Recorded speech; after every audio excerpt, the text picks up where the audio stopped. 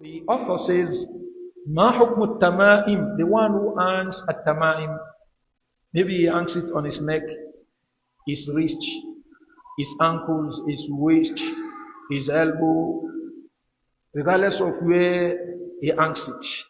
He hangs it on his animal, he hangs it in his car, in his house, the ceiling of his house, he hangs it on his children, it does not matter. Shirkun asghar is minor shirk. That is the basis. وَقَدْ تَكُونُ شِرْكًا أَكْبَرًا. It may have the ruling of major polytheism, major shirk, major associating of what?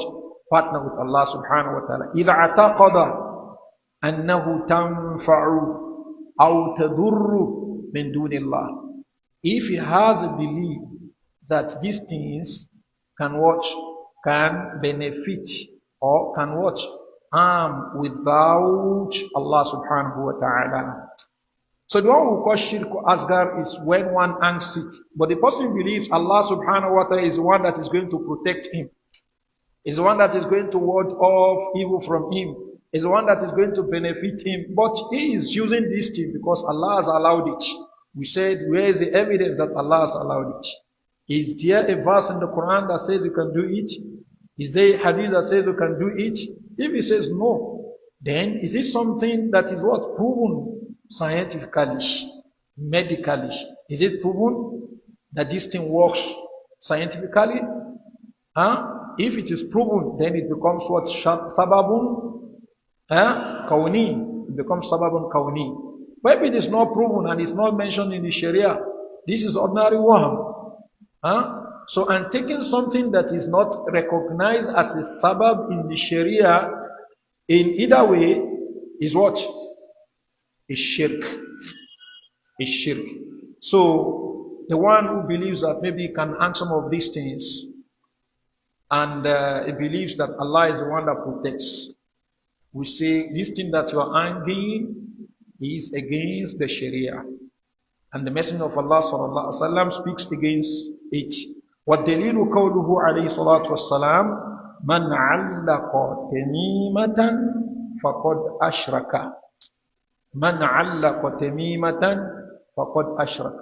Whoever hangs a tamima, an amulet, فَقَدْ أَشْرَكَ, has indeed committed a shirk.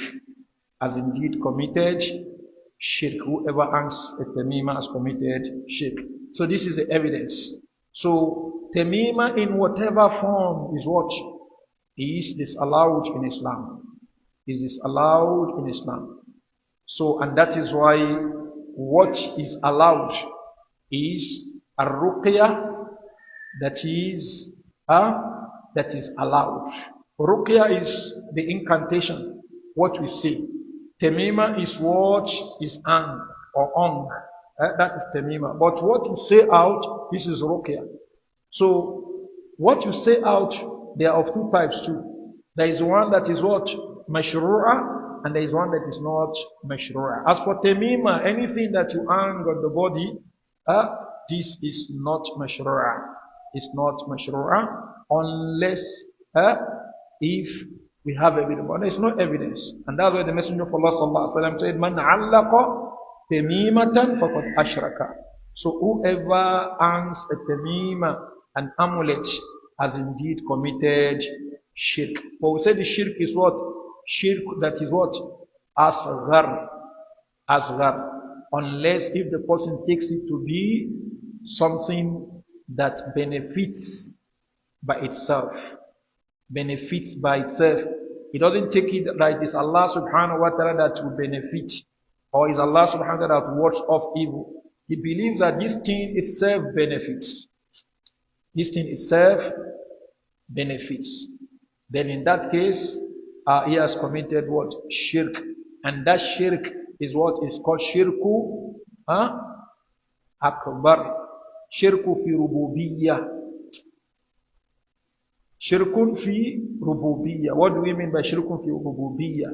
When you give the power of Allah to something else, you have committed shirk what? In rububiyyah of Allah. That Allah subhanahu wa ta'ala is what? Is the Rabbu, is the creator, the sustainer, is the one that does the tadbir of this, of the universe. So you now believe that this particular thing can watch, is the one that is curing you, that is healing you. This particular thing is the one that is healing you.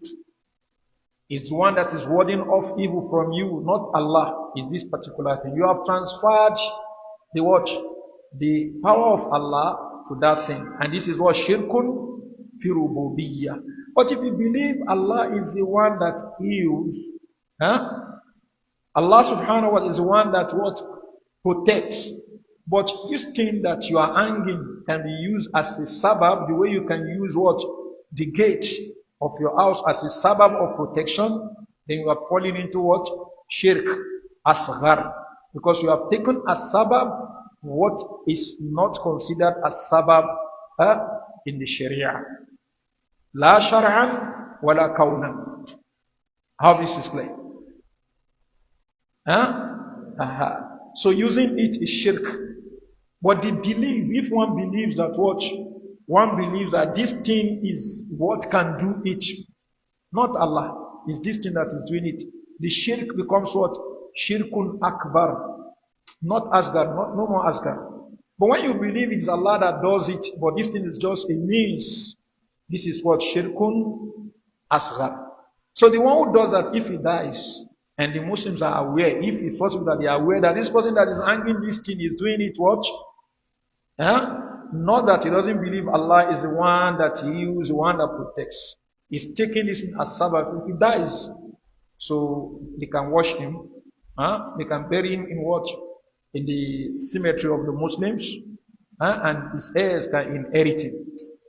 And if any of his heir dies, he can also inherit them. But it is difficult for one to watch, to know that this person is what is hanging it with the belief that Allah is a protector, that he's just using this thing as what? As a sabbath. It's difficult.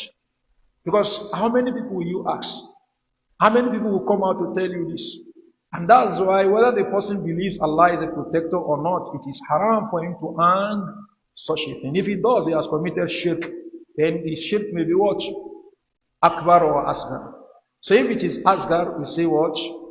According to the way their opinion, Allah subhanahu wa ta'ala is going to punish.